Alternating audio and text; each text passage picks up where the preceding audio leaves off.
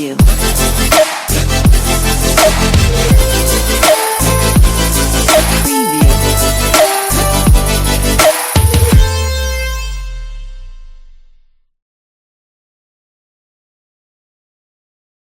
So, Jason, can you tell us why it's important for business owners to plan for an eventual exit of a business?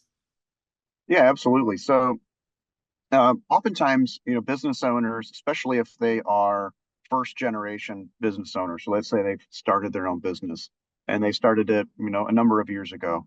Oftentimes, business owners have their largest single asset embedded within the business itself, right? So they have, like most people, portfolios full of publicly traded equities and those types of things. But really, at the end of the day, their largest single asset is the business and the value of the business. So for business owners that are planning an eventual exit, they're really going to want to understand and start planning for that ahead of time, so that they can kind of understand what the business is worth, because it's going to have a huge impact on potentially when they retire, given how much cash they can get whenever they go to sell their business. And how long before a transaction is expected should a business owner start planning for their exit? Typically, from a valuation perspective, we tell clients to start planning 2 or 3 years in advance. It's not unlike, whenever you want to go sell your home and, your agent walks through and looks at all the stuff that needs to be fixed and says, "Hey, I think we should fix this. I think we should fix this. Go ahead and fix this." When you go to sell your business, if you have an agent, or, if you have let's say you got a business broker or investment banker, they're going to do a similar type of analysis. But unlike your house where you make the repair and then you just go ahead and sell the home, a lot of times with businesses, buyers want to see that change being made and want to see the results of that change in the operations of the business before they're willing to pay for it. And so, depending on what change needs to be made by the business owner to kind of clean some stuff up, uh, oftentimes, you want to see maybe a year or more of a successful implementation of something before that buyer is going to be willing to pay for it. So I shouldn't call you up about a month before I'm ready to sell? You could, and we do have a number of clients that do that. But in that case, you know, maybe you should temper your expectations maybe a little bit on what the buyer is going to be willing to pay for.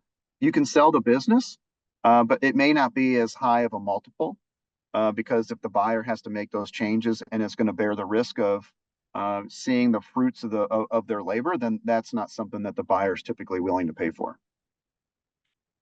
What about tax planning? What role does tax planning play in succession planning, in the process of succession planning? Yeah, so tax planning is very important. As a business owner, you obviously you want to sell your business, but you want to ensure that you're going to maximize the cash that you have in your pocket, and you want to make sure that you can transition those assets potentially from your generation to the next generation with by paying as little estate tax as possible. And so making sure that business owners, in addition to are, preparing for the sale of their business and prepping their business for sale, they also want to sit down with their tax planner and develop a really good succession plan from a tax standpoint to make sure that the tax that they're going to pay is manageable. And what are some of the common areas of risk that reduce the value of businesses that owners can improve prior to the sale? Yeah, so one of the things that we kind of see when we're doing evaluation is not all businesses are saleable. Some of the areas of risk that we see are things like customer concentrations, where you may have you may generate a significant portion of revenue from one customer, and that may be a customer that has or doesn't have a contract in place to buy product into the future. So from a valuation standpoint, that's fairly risky. So it's one of those things. Supplier risk is also something that we see. Key man risk, having too much reliance on one key employee, can be pretty risky. And then even just having revenue embedded in one single product and not having a replacement product in place can be risky as well. Other things that can be potentially problematic are having poor financial statements.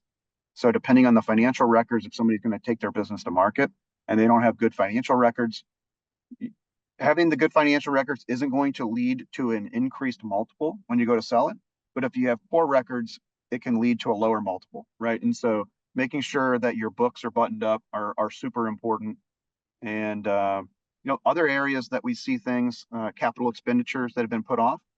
So making sure that you're not putting off capital expenditures, but you're operating that business in the ordinary course all the way up until you're going to sell the business become important. I think having the consistent story and having the financials, the operations, the financial performance kind of all align with that story make a lot of sense.